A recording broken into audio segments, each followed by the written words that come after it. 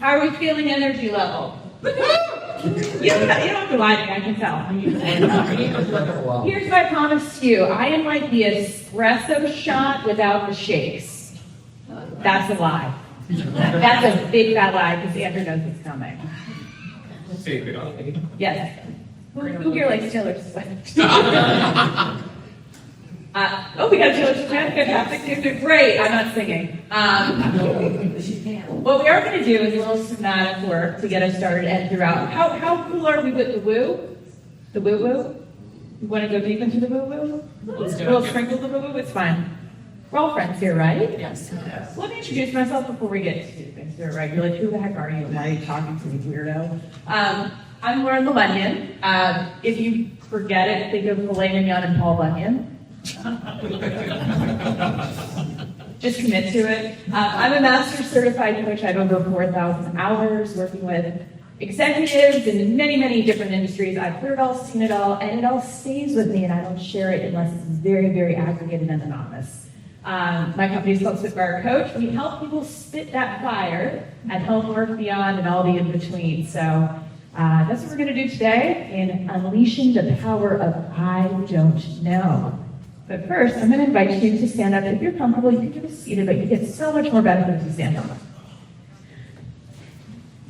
We're going to be such good friends by the end of this. We're going to have to stay for a while. It's going to be great. So let's stand with our feet like hip width apart. And I want you to just kind of gently bounce. Rock it out if you need to. If your hands and your arms look like moving, the higher up you get, the more like a tree, the better it gets. Just wave in the air. Yes. This isn't being recorded visually, so it's fine.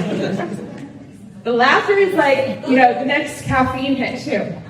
All right, so I want you to just gently close your eyes and shake it out. Nobody's watching, right? Except me. And I want you to just kind of breathe in whatever you want some more of today. Breathe in deeply into that belly. And as you're exhaling, I want you to let go of whatever you don't want. We're just going to blow it right out the door. Breathe in more of what you want. And let go of what you don't. And now here comes the extra fun part. We're going to take a big, deep breath. And when I give you the signal, I want you to shake it out like a wet dog. Ready? Do it again all together. And one more time for good measure, because we're best friends now. Thank you so much. Are we awake now? Yes. I can't wait to see the feedback forms from them. So show of hands, who here has ever not known the answer in a meeting? Okay. Good. We don't have to be know-it-alls. You ever met someone who claims to know it all? Yes. So annoying. So annoying. Glad we don't have any in here. Congratulations, you're human. Otherwise, you'd be like in the AI section right now, right? You cannot possibly know everything in this constantly changing, ever-evolving, multifaceted, multi-layered, multi-dimensional. How many billion people are there on this planet? You can't know everything. So what is in the absence of knowing everything? Talk about it.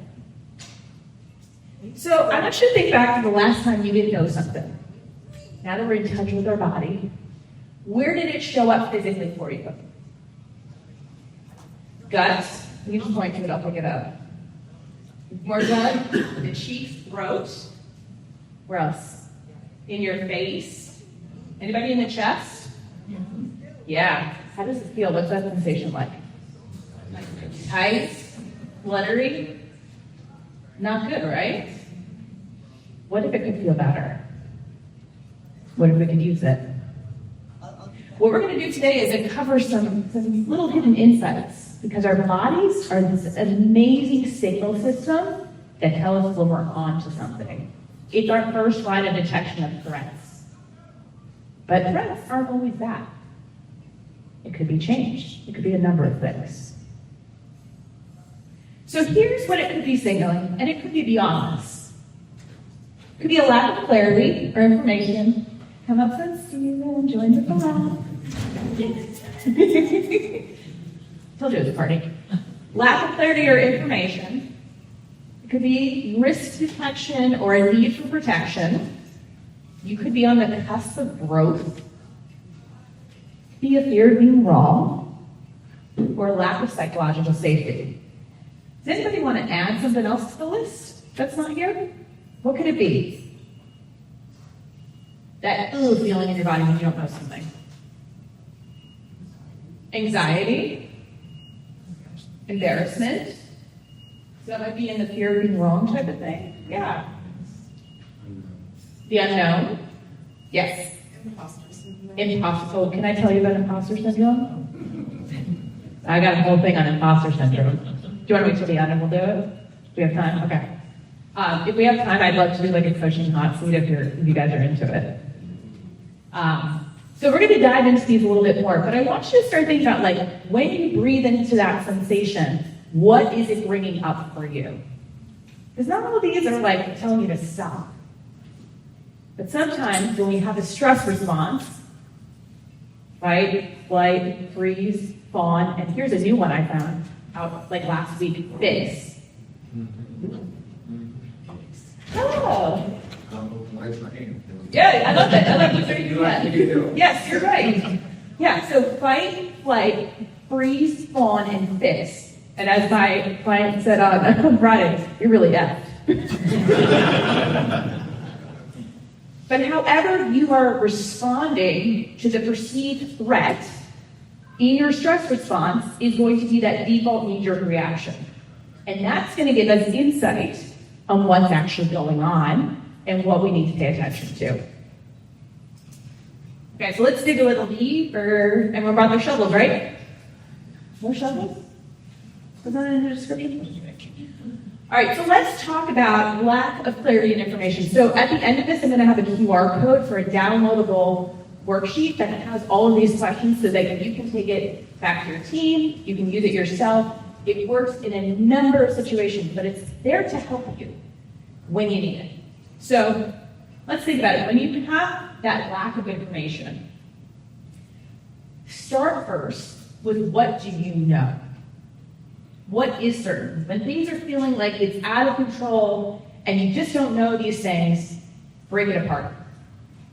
What do you know and what do you not know? And what needs to be confirmed? Because here's the thing, even though you think you might know, it hasn't been validated, hasn't been verified. We might be in assumption land. And we know what happens with assumption. And how do you know the information is true? We got AI session happening next door. So much of what's coming out of that is hallucination and garbage. How can we verify? How do we deploy critical thinking to make sure that we actually know it's true? What is the source? And not just who is the source, but what do they gain by disseminating this information? Everything has a bias. As human beings, we all have bias. You've got to dig deeper and examine it, because as soon as you repeat it out as what you know, you have now become part of the system. Everything that you put out on the internet is now getting recirculated with AI. You might not be getting credit for it, especially if you're writing books. But these are things that need to be examined, because we can't assume that it's true just because it's been published. We have to check sources. And then how can it be verified? There was a story, actually. I love Threads. Anybody else on Threads? Yes, follow me at Spitfire Coach.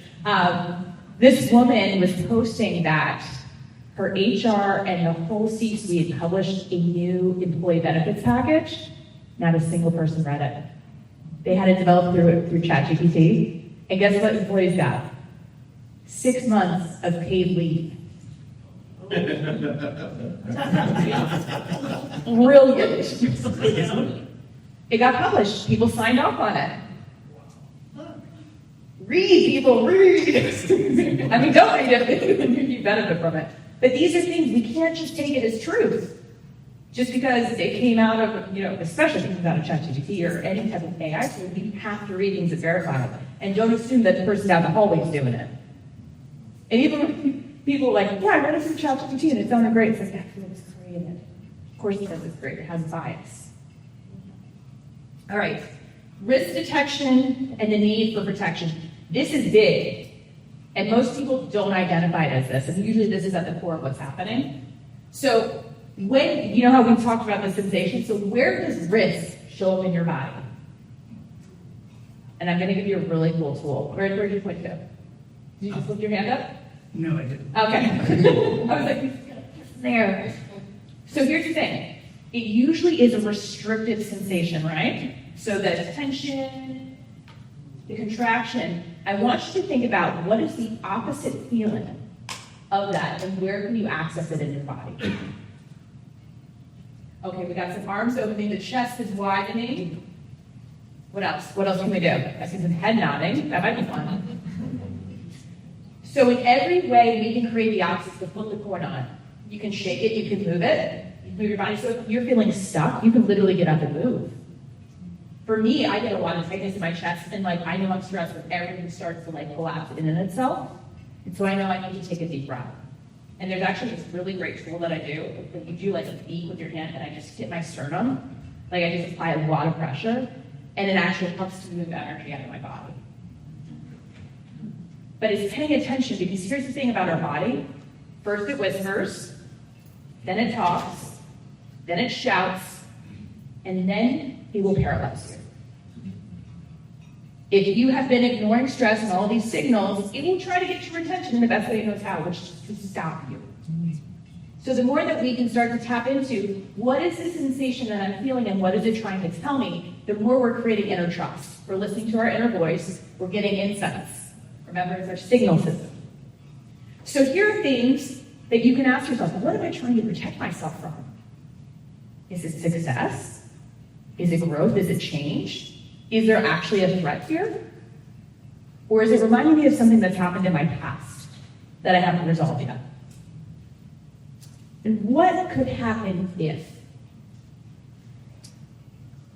What we say to ourselves, what we ask ourselves, determines how we perceive things. Everything is neutral until we apply a thought to it. I'm going to say that again for the people in the back. Everything is neutral until we apply a thought to it. It just is until we put our own spin and storytelling. But if we have stuff from our past, it's going to now tell a different story. That's not necessarily going to work for us. We're on the same page? We good? This is my favorite one. What if you were on the cusp of growth? This is more common than you think. If you have ever had a conversation with a prospective client, like you're about to close a whale of a deal, that's where little Mr., Mrs., whatever imposter syndrome shows up. Oh crap, I'm about to go to the next level, I'm about to go to the big leagues. So ask yourself, what am I on the verge of? Like you're right on that cliff, but you're looking down thinking you're going to drop off of it, when in reality you're stepping up. And what could you be growing into? The thing about growing is you have to be willing to shed. If you've ever done personal development, if you've ever pursued a goal, you ever notice that some people don't come along with you? In your business, if you have expanded the vision, not every employee is coming with you. Not every vendor is coming with you. The needs have changed. The scope has changed. So what do you need to move beyond in order to get to that next phase? And what does that growth feel like? They call it growing pains for a reason. Is it a similar sensation or a different one from what we first experienced? Is it different in where it is in your body? And we're talking about body stuff right now. These are things to think about and feel about. This is usually how people describe it. Fear of being wrong. Anybody here afraid of being wrong? Yeah? What happens when you're wrong? You die. You die.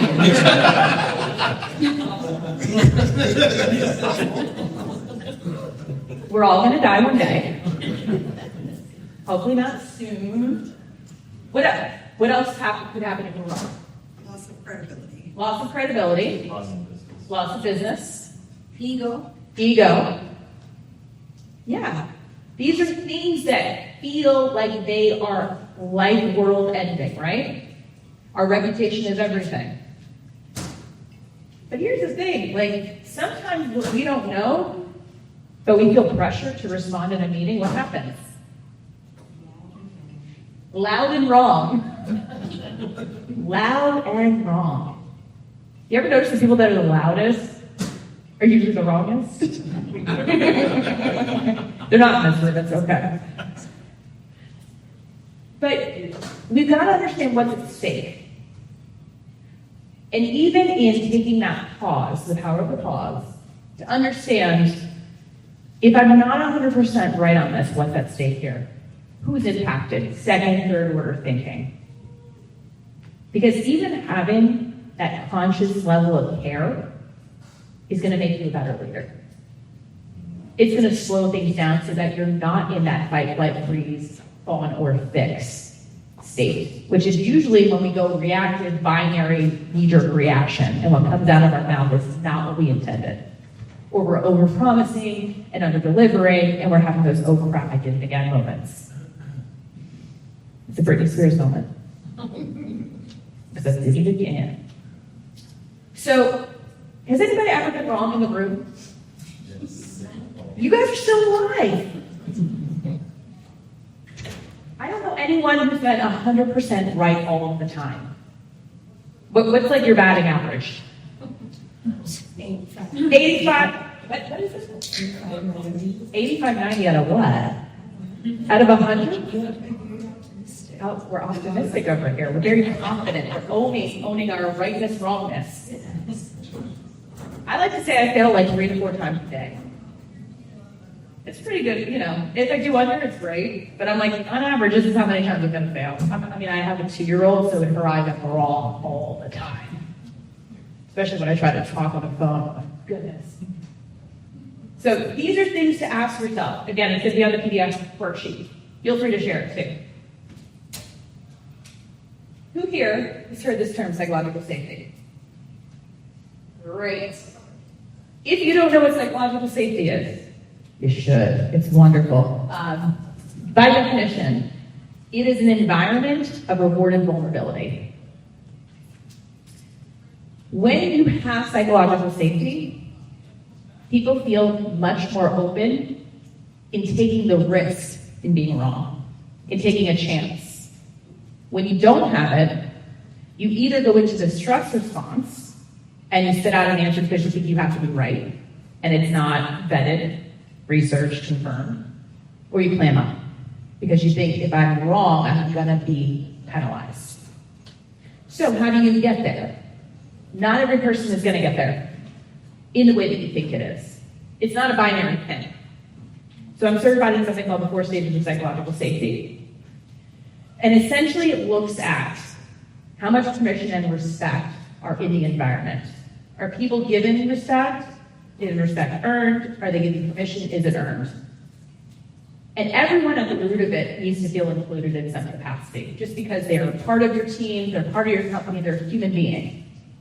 And then beyond that, we have something called learner safety, where people are given cover in order to try new things, to learn without ridicule.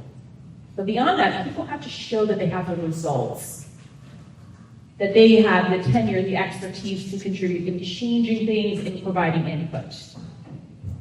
You seeing the difference here? So we can create psychologically safe environments, but not everyone's going to get to that challenger mode where they can start to disrupt things. And I guarantee that when we feel more psychologically safe, those feelings aren't there. I'm going to make that guarantee. Now, psychological safety also sits within your body. If you don't feel physically safe, emotionally safe, mentally safe, you don't feel psychologically safe. So we have to check in with ourselves as what am I bringing to the table? What am I walking into the room with that might be holding me back from showing up in an open way and being able to process and slow things down? So I talk to a lot of clients who are like, okay, this is great, like I understand you, but we're in a very open space. And when I'm sitting with my boss or with potential clients, I have to provide an answer. And funny enough, the hotel team was sitting here taking a break, And they saw the slide, and one of the gentlemen said, yeah, I don't know everything. I don't want to know everything. It's needed humility. I said, I don't have to know everything. Someone else can do it. But what it does is it allows you to slow things down and to ask, can I get back to you on that? What else don't I know? You can ask the question to clarify. We're going to get into that too. So when you think about psychological safety, doing that body scan that we did at the start, getting yourself like acclimated, setting an intention, but also checking in, am I carrying anything in my body? Do I need to shake it out? Do I need to breathe it out? Do I need a glass of water? Actually taking care of yourself before you go in, because your energy is going to permeate through everything you do, even if you think you're protecting your space and everything else.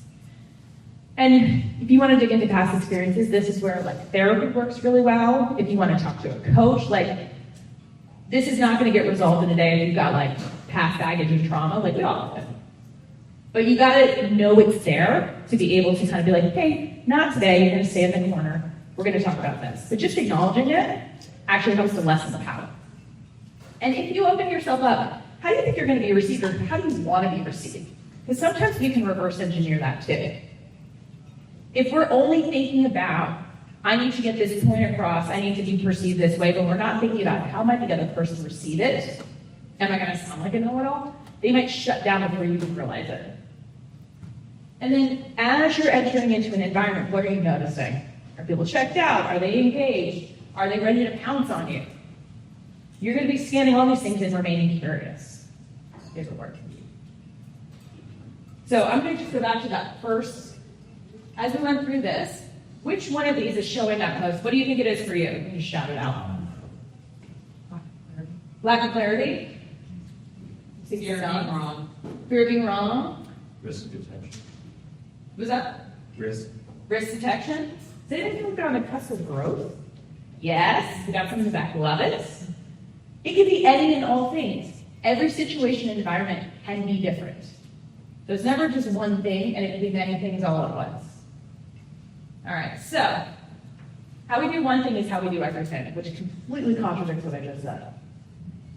What do you think this means? Way you process. What's that? Way you go through your process. Way you go through the process? Anybody else? How we show up. How we show up. If I'm cutting corners, if I'm shutting down, if I'm like not taking care of myself, it's going to show up in everything I do. If I don't believe in myself, if I don't believe in my team, if I don't take the time to go research it, it's going to show up. So we can change these things. And this is one of the core tenets in psychological safety. A pattern of thought or behavior in a person is a habit. A pattern of thought or behavior in a team is a norm. And a collection of norms in an organization is a culture. Everyone in this room is a culture architect.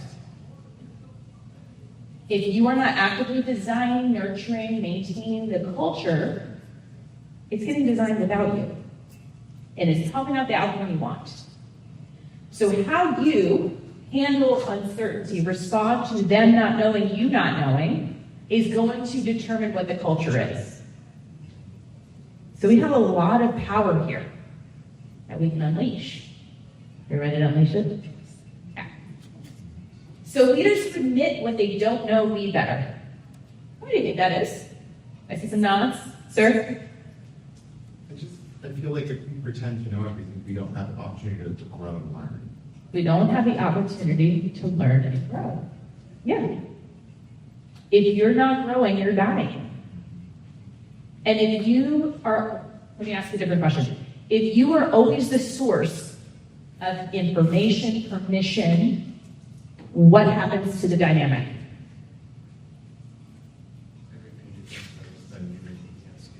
Everything comes back to you can't scale. Did I hear something else over here? No? We get levels of paternalism. Lack of innovation. Lack of innovation. Mm-hmm. Yeah, if you constantly feel like nothing's moving because people have to keep coming to you and they're not coming up with ideas on their own, something to investigate here. So when you can say, you know what, I'm not sure about this, what do you think? Or what's your process? Or what have you done about this? We now have collaboration.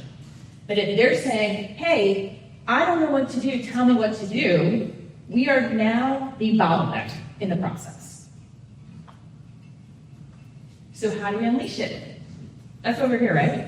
All right. So here's a toolkit. Let's hang out. I want everyone, you can say it out loud, you can say it to yourself. I don't know. I don't know. Let's say it again. I don't know. I don't know. I don't know. I don't know. How does that feel? Freeing. How we say it changes how we feel about it. Now, what you follow up with it matters too. So how do you want to follow up your I don't know? What do you think? I'll check. Let me see about that. Did I hear something back? Willing to learn. Say it again. Willing to learn about it. I'm willing to learn about it. Tell me more. What else? What do you think? What do you think? I don't know, what do you think? Now, obviously, change this up because you don't want to sound robotic and scripty because people read right through it. But the chances are you might not know. Here's another thing you can do. You can start with the 10% that you do know about what they said. It's called clarifying. I hear you're saying this about this. Can you tell me more? I'm not so sure about that. You don't have to say, I don't know, to get the sentiment there. You can know pieces of it, and then let the rest go. So we're going to hold the silence, too. This is an interrogation tactic.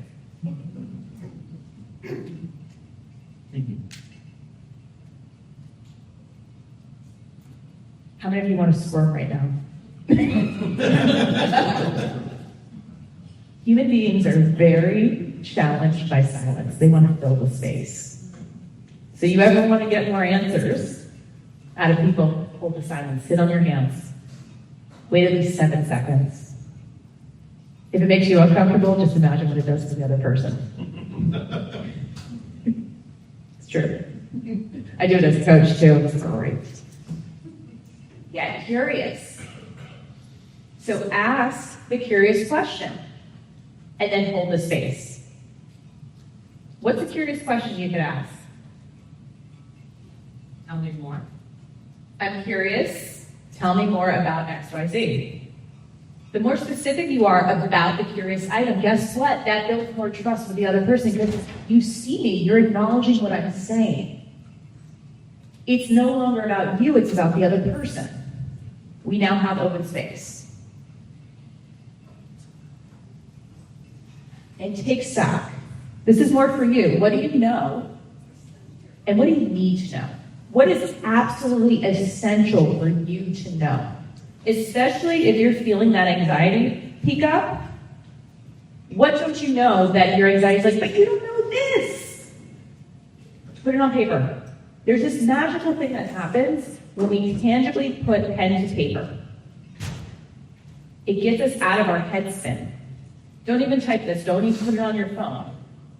Get a pen and paper out and write yourself the question, what do I absolutely need to know? And if I knew that, what would it unlock for me? We are now a curious, strategic partner with our brain and our body. We have a whole team now. I don't even have that many personalities today. And this is my favorite thing. Who here likes clothes? I love it. Yes. Even if you don't like clothes, we're going to step into our metaphorical dressing room. What does it allow you to do when you can try on different decisions? Anybody ever done this before? I had a client who wasn't sure if they should get divorced or not. I'm not going to tell them what to do. I said, well, why don't we step into the dressing room? What are some options you have? And they listed them out. And the first option they put on, they said, I like the way I feel in this decision. I said, well, how do you feel? I feel confident. I feel free. I feel like I'm ready.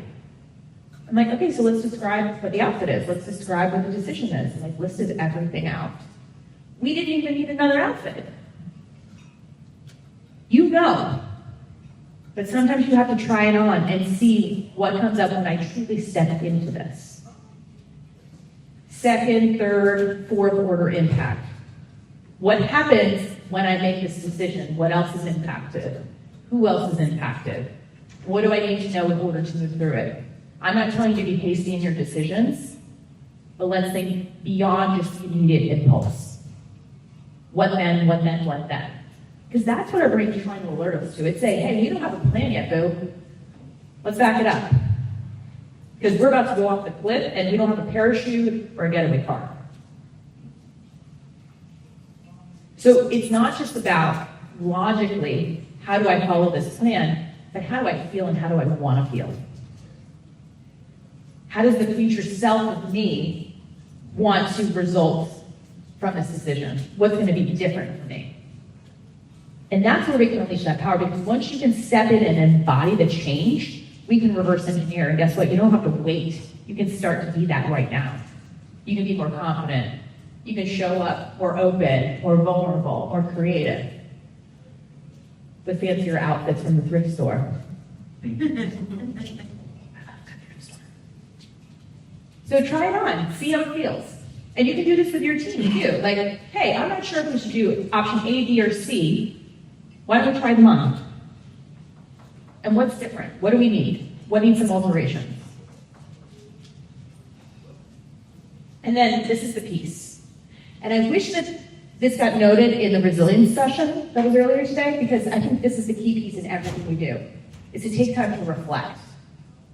Because all of the insights, all of the things we notice, if we don't take stock in them, we just take them for granted. But when you can use it as a tool and acknowledge it as a tool, we place it in the toolbox. It becomes part of our muscle system, our new reflex that we can add on to. It's like, you know what? I noticed this, I need this, and I have a support system that I can tap into. I now know what I'm going to do. So I've already said the word earlier, and if you're from the catapult program, you can't answer this. So the opposite of judgment is what? Acceptance? Planet Fitness. I am a lump and I have the black card. I'm going to give you a clue. You can do this. Curiosity. Ding, ding, ding, ding, ding. Yes. So the opposite of judgment is curiosity. Flip the coin. All of those fears, all of that constraint is locked in judgments. And when we can acknowledge that, you can literally flip the coin. And I'm going to show you how. We're going to do our curiosity container. So, curious if anybody has something top of mind that they're feeling a little uncertain about, unknown. And we're gonna do a little round robin. Curiosity container. Anybody have something top of mind?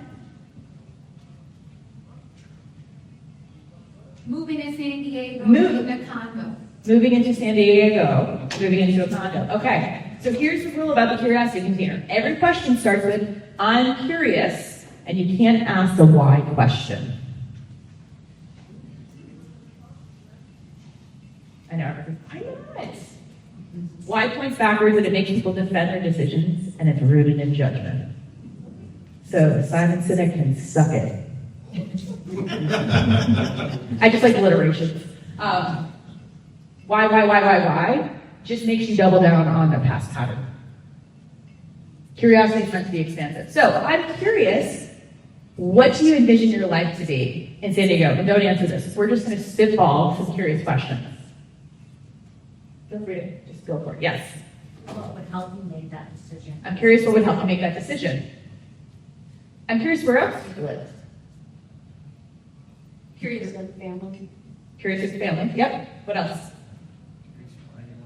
No why questions. I'm curious what your budget is. I'm curious what your budget is. Yes.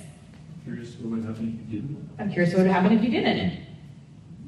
I'm curious how far along you are in decision. I'm curious how far you are in your decision making. I'm curious what's most important to you.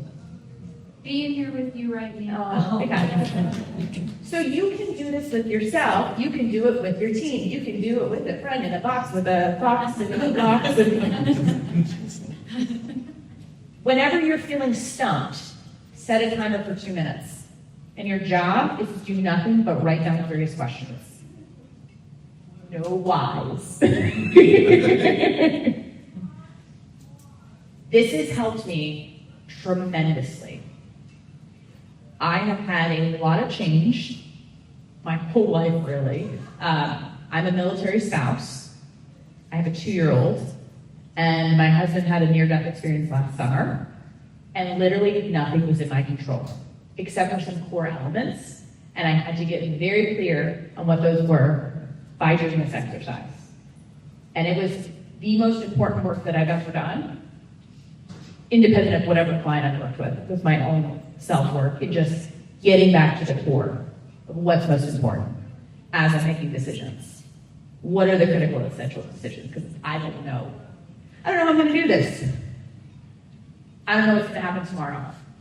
But what I do know is I've got today, and I've got people around me willing to help, and I'm breathing, and I can take care of myself, and I can show up with my daughter, and I can sleep, and it was just going through these basic things. So when life feels like it's just getting out of hand, it's going through all these steps and those questions. Like, this didn't come out of nowhere.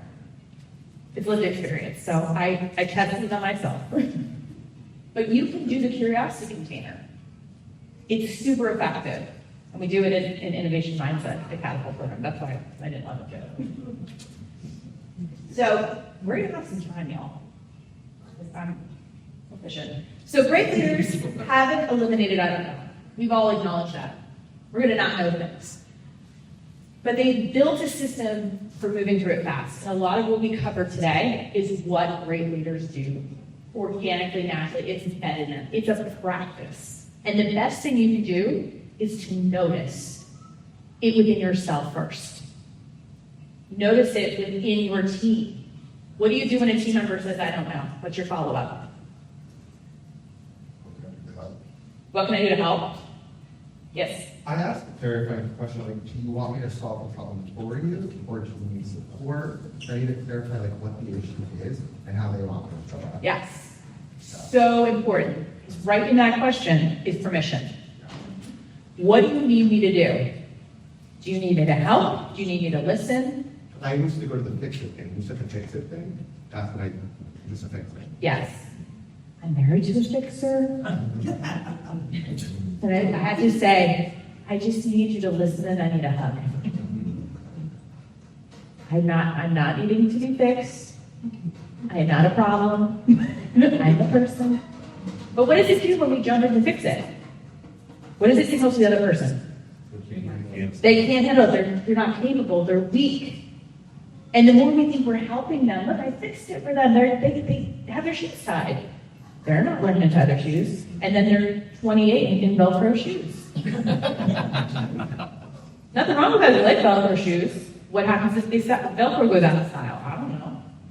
And you're full of okay. But we can't shortcut people's progress. We can't hyper accelerate their journey because it actually stunts them. So sometimes just ask me, what do you need from me right now? How can I support you best? Walk me through your process of where you're getting stuck.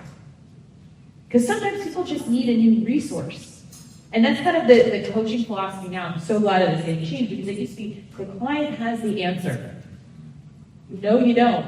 Because we can't possibly know everything, right? I might not know a new framework or a new trend that's emerging or a risk factor that I should be aware of. And so it's permission. I have a resource. I actually have done some work there. Can I share it with you?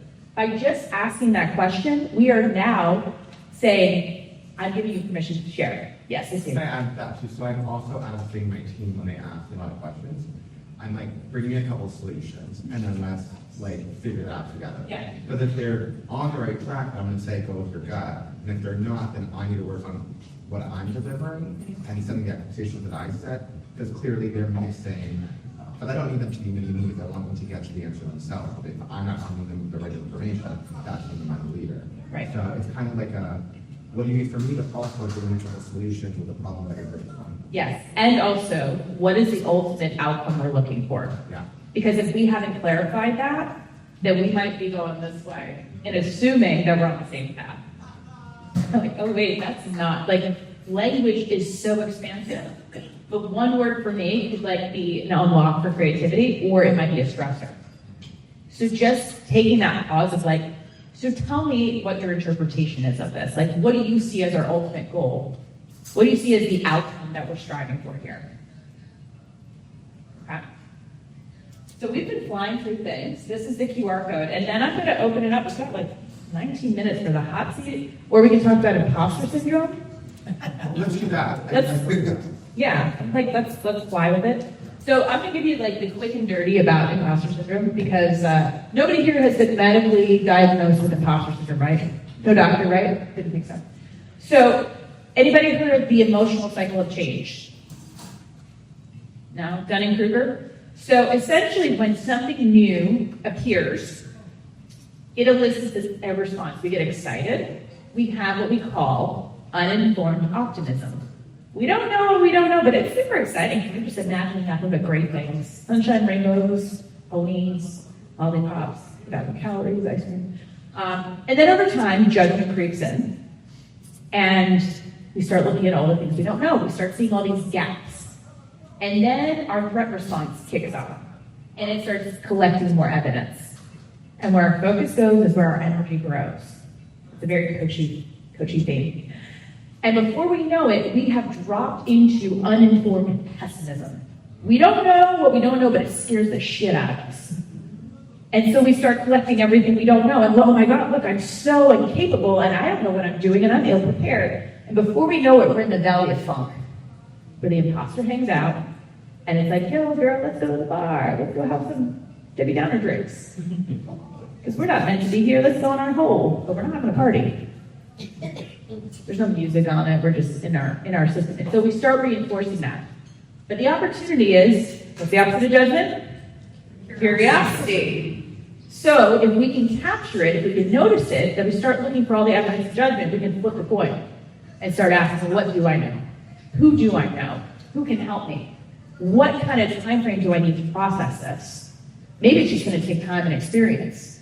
And so that newness, when we inject the curiosity, converts itself into informed optimism, which then goes from new to known. So I ask you, is it imposter syndrome or something else? Have I convinced anybody? No? The antidote to imposter syndrome is curiosity and community. There are lots of people who want to help you, but they got to know that you need help. They need to know what you need. So the more specific we are, the more curious we are, the more we can recruit people in. Okay? We're ready for a hot seat? You can ask me anything within reason. Anything top of mind?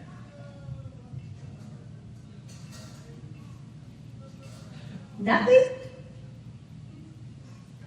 Yes. Do you want a microphone or no? Let's make it real awkward. Level up. Yeah, no. So you talked about psychological safety, and just was like, I don't know, a couple months ago. But also, can you speak a little bit about psychological availability? And I feel like they partner a lot, but availability seems to be like almost a forgotten. That Yes. there's an ebb and flow, peaks and valleys. Some people might not have it. Even if they do feel safe, the amount that they can actually take is a lot. Amazing question. I think it's great. It's great. Because the microphone works, right? I think of availability as a capacity. And so it brings me back to like, there's the vulnerability and the shared vulnerability. But when you don't have boundaries and you don't have limits, then it actually can like become trauma dumping and like can activate other people's stuff. And so what people can take on has a lot to do with their own internal psychological safety and how much room they have to either communicate it, to take it on, to process. And it's hard, it's hard. It's not fair to expect people to be where you are. So I think we all have to do a better job of checking in with people and giving them the permission and space to say, you know what, not right now. Or let me come back to you. So even like the thing of like, I want to have more psychological safety. Well, what does that mean for people who are having a very different journey and experience based on what they have lived through? And not assuming that every person is going to be there. So that's how I do. Do you have a different take on it? I'm so curious.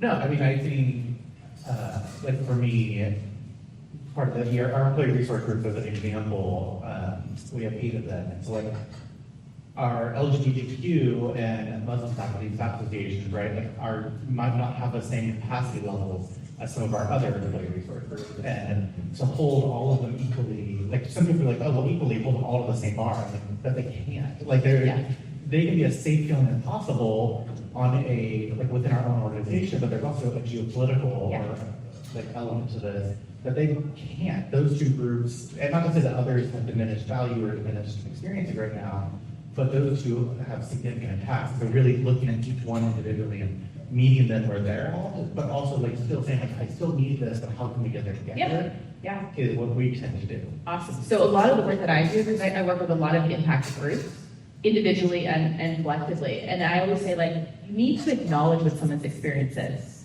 and still give them the space to say, and I'm ready to do this.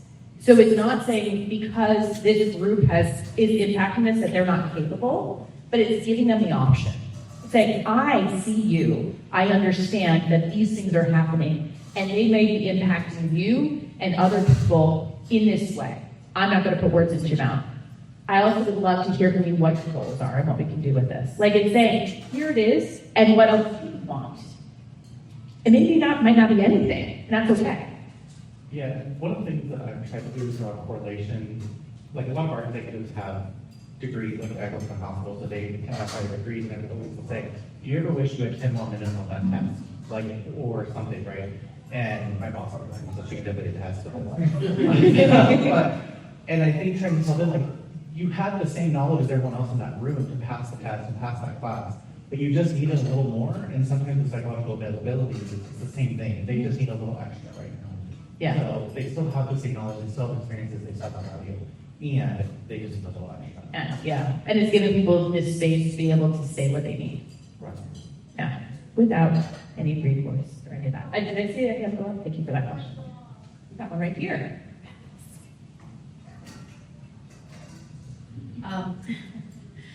So how do you, and this is psychological safety, this is going back to your present person.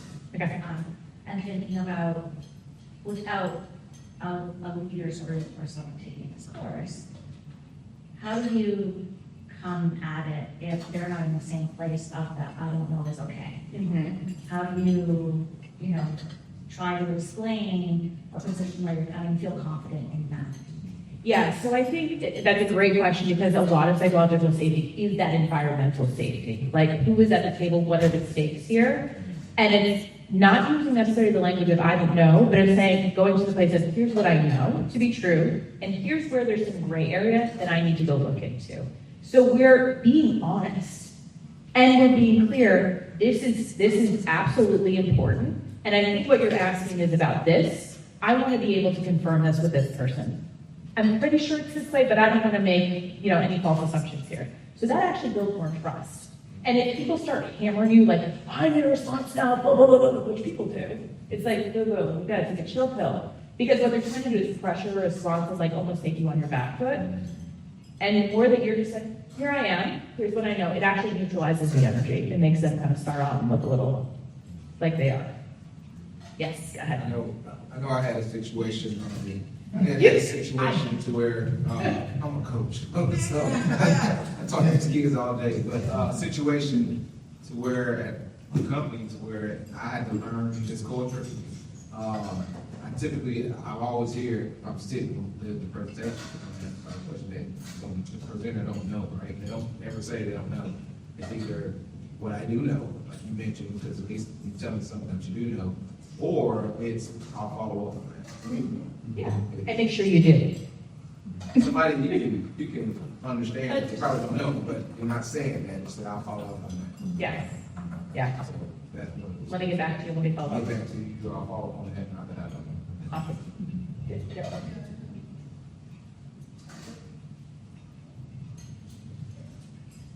So my question is more specifically about navigating when we have those moments of imposter syndrome and decision fatigue, when they really are overlapping. Like you just had a bear of a day, you're sitting in a room or in a meeting, and you're in a space where it's not very safe to say I don't know, and you're also and you're at a point of true decision fatigue. I would ask, what is the capacity for you to kind of take care of yourself in those moments? I know there's decision there are none. So that's where you can do like amazing tapping stuff, like literally just put your hand over the table and just tap your leg. And then focus on like, what is your intent in that meeting? Like, what is your goal? I know there's decision fatigue, there's like burnout is a real thing, but it's about how do you create kind of a safety bubble for yourself of like, how do you focus on you and how you want to feel and how you want to show up and just make it all about you? Because we can't make everybody happy. And the more that we're like outputting, it's just draining us further. And so the more that you can be like, you know what, this is what's most important to me about this meeting. And maybe it's like, I didn't fall asleep and I didn't snap on somebody. Like I want to show up professionally. Seriously, sometimes that's my goal. I'm from New Jersey, it just happens. Not anymore. But sometimes it's like, I want to get out of this meeting feeling confident, professional, and that my team is proud of me. And like, if you need somebody else to focus on, then do that. But like, you got to get into a place where like it works for you, and sometimes bring a little comedy into it of like, how ridiculous is this? Like, I don't even know if I can. Like, it's how you talk to yourself in those moments to just give yourself a little bit of a boost, just to get it through. And if you don't know, it's like, can I get back to you? Like, it's been a bear of a day. Like, put it on the table. Like, I'm kind of tapped out. I've been on my 17th Zoom meeting. And, I'm going to just write these questions out. If you can follow up with me, I'm happy to chat when I can be fast a little bit. To add to you, something that I do as well, because I face it all the time, I kind of acknowledge, like, you know what, I'm really proud of the work we've done today. And I think that last question, you're going to be like, I should have some more time to get back to normally. I mean, we as leaders have to deduce, like, does this decision need to happen right now at 5 p.m. at the end of the day? I think not. What's the essential question? Decision is made, we're all going home, right? So, hey, why don't we like circle back at 9 a.m. about this? So I have that minute and that pause and that evening to myself, and then I'll get to what I need to get to and I'm over it, right? Because I don't want to do it all. Don't make me. By the time I get home, don't ask me what we're eating. Don't ask me what we're doing. Uber Eats.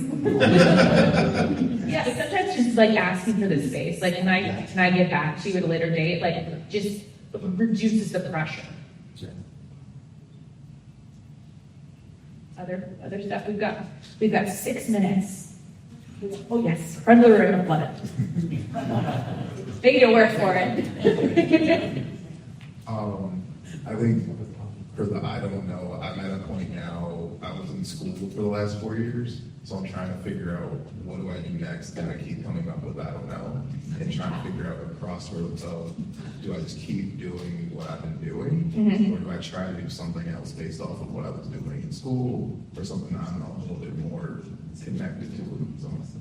So I'm so glad you asked this question, because this theme actually started as a podcast because I was coaching someone that was coming from academia that was a fellow and thought they were going to go into working with the government or working, for a university, and obviously the landscape has changed. And every question that I asked them was, I don't know, I don't know, I don't know, I don't know, I don't know. And I was like, okay, let's sit in that. And so I would invite you to do the same thing of like, if you really sit with it, like, what does your heart say? Just breathe into it. You can close your eyes. I know we're getting a little woo with it, but if you just gently place your hand on your heart, breathe in. What does it say? So for me, it's always about elevating. We learn a lot of stuff that's obviously going on in the times. It's trying to, for lack of better word, prove what I'm doing is valuable, which is really difficult because I care about what I'm doing. If I wasn't doing it, I wouldn't care about it. So to be able to keep having to prove myself through metrics and numbers and impact and all these reporting, it becomes a little bit draining, trying to still be an advocate in a way that becomes just like it's one again, not even, but like it's me, and then you have 100 different sourcing people that I have to deal with. So is that an uphill battle? Yeah, Okay. trying to figure out that part. Yeah. Okay, so if you breathe into your gut, what does it say? Know that you're not alone. Know that there are people that want to help, and not to get caught up in the negativity or get caught up in trying to continually prove yourself, because there are people that know, and there are people that do want to help you take it. What's your answer? What do you know? I think I know that I'm not doing this by myself and asking for help. You're going to refer people. I want to help you. Can I give you some love? Yeah.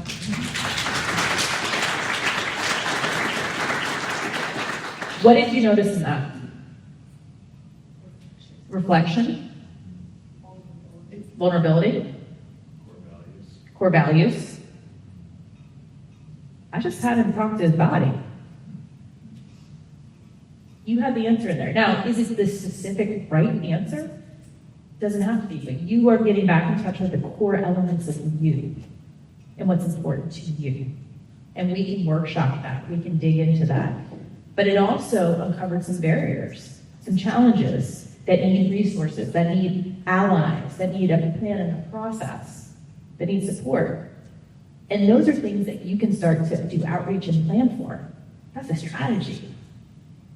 Bam. Thank you so much for sharing that. So good. So good. Yes, okay, so I'm gonna give you all my tell. When I have an intuitive hit, the hair on my arm raises up, you see that? Yep, bingo. Yeah, so that's the beauty of I don't know. It started with I don't know. You saw it in real time. It didn't change things, but it gave you more insight. What, in 30 seconds? You all can do this with yourself. Or you can do it with me. I coach around my stuff. But you have an amazing insight into who you are and what's important. You can do this amazing inquiry, this curiosity with yourself and with the people around you. So are we down to unleash the power of I don't know? Yeah. Are we ready to shout I don't know together? Ready?